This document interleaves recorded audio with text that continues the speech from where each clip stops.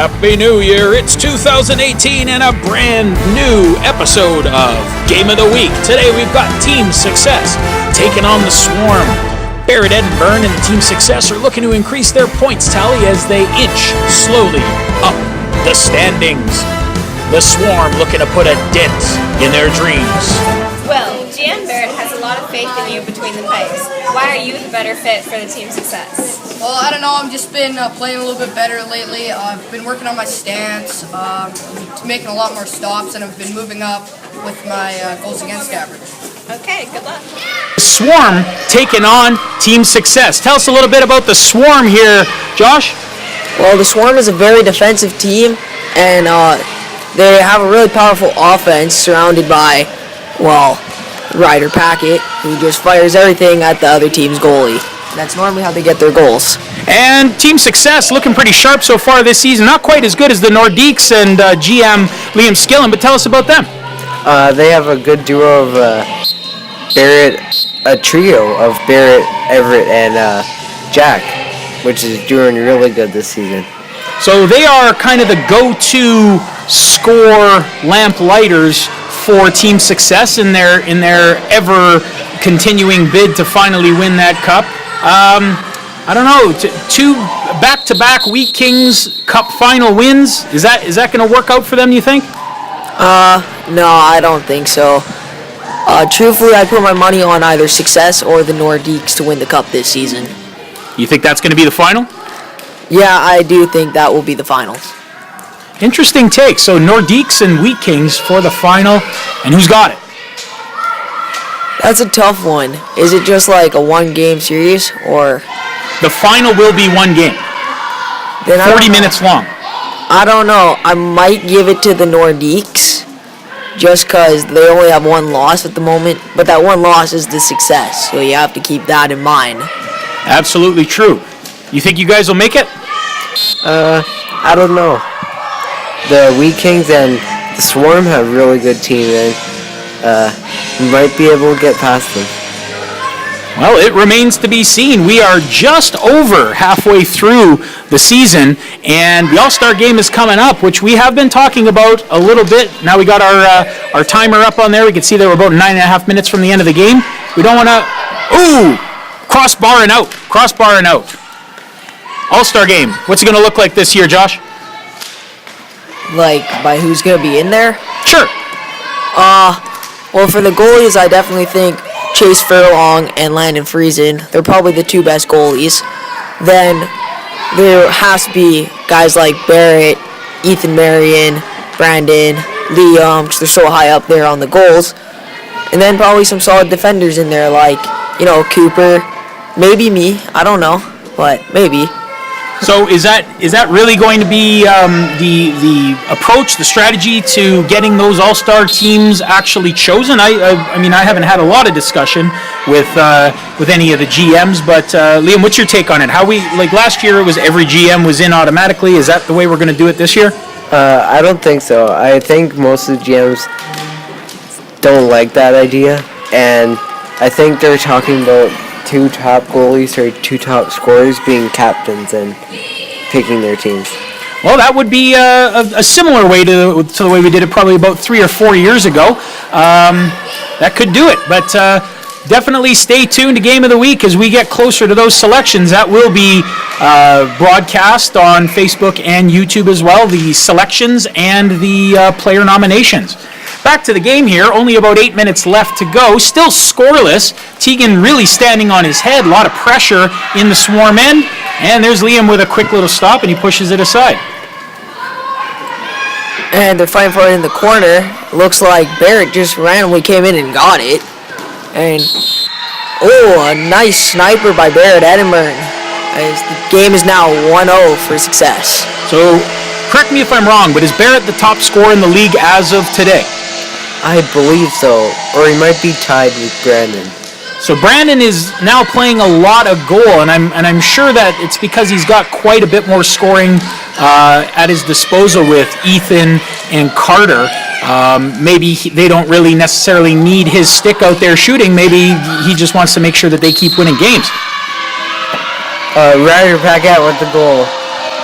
That was a beauty. Yeah. That was from far out, and he just goes blocker side on Will.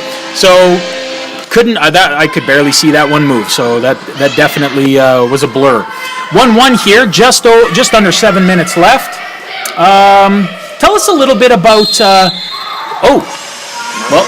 Barrett. Tell us a little bit about where you were. Like you guys just had a game the other day, and you tied the Cruisers. You were you a healthy scratch? Were you did you suspend yourself? What happened there, Liam? I was on vacation in Dominican, Okay. and You heard that you lost. Well, you didn't. You tied that game. yeah, I don't know what happened. I think Landon came out that game. He did. Yep. Yeah, and And he didn't score. no, So that kind of backfired on him, didn't it? yeah, Way to go, Landon. You ruined Liam's vacation by not having a shutout or something. I don't know. Anyway, yeah, 3-3 were the final tallies between the Nordiques and the Cruisers. How did the Bruins fare this week, Josh? Not good at all. Please elaborate. We lost 5-2 or something like that because for the first 4 minutes it seemed like I was the only person even trying to stop the Lumberjacks from shooting while my other two players were just standing in front of the net.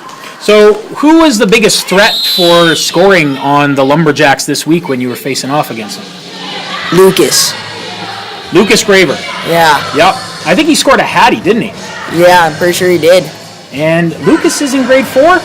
Yeah. Lucas is one of those rising stars. I mean, you got quite a few of them that, we didn't expect to have any grade 4s in the league, and he's definitely making an impact. Lumberjacks doing really, really well on goals against, but still can't get that many wins. Not sure exactly what's happening there. Oh, what the? That was a trip on That was Keith. a trip for sure. I believe that was Keith tripping Jack. Keith, getting a little frustrated here. 5 minutes left, still down by 1 goal. Have to see what were you thinking about that? You should have chucked him. You're the referee.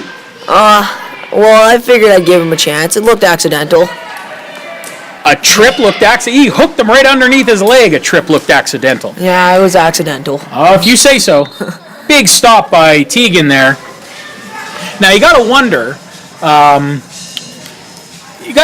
How far into the playoffs, or even cracking the lineup of the playoffs, the Swarm's going to do with really only one cylinder firing goals. Ryder's really the only one that is getting goals for the Swarm. I hate to say it. I mean, other people, yeah, they do get the odd goal, but it's usually the Ryder show. If he's away one day, if they make the playoffs and Ryder gets hurt, I mean, what's your forecast for that, Liam? they don't really have a goal scorer. They only have Caitlin on D, and she likes shooting, but... So what do? Do they pull Teagan out and get him to play forward, or what? I say they put Keith back in net, and they pull Teagan out, and he can get goals. So a lot of strategy possibilities here for the Swarm, but definitely could be a very, very sketchy situation if Ryder was unable to play. There's Jack Knoll, big shot. Ooh, couldn't quite pull the trigger fast enough. Between the legs pass by Barrett. Getting pretty fancy out there, and there's only a 1-goal cushion. Not a lot of opportunity, not a lot of time left here either. Could the Swarm pull this one off? Could they tie it up? Could they win this game? Josh? I don't really think so. Success just has a way of once they get a lead, they almost always seem to keep it. Well, Barrett's doing a pretty good job at keeping that puck slowed down when it gets in his own end. Don't worry about that. That's going to get moved to the end of the episode. We'll fix that later. Technical issues. Interesting to note that this is our second attempt at calling the game. Tell us a little bit about that, Josh. Well, we were supposed to be showing our faces with the green screen and everything, but the iPad died. And yeah, just didn't work. And that'd be my fault because I didn't bother to check the battery percentage before we started. So, yay me. That was embarrassing. Still 2-1. Here comes Jack. Oh, just goes wide. Chip shot. Here's Ryder. Huge shot by Caitlin. Blocked by Will. Here comes Barrett with the puck.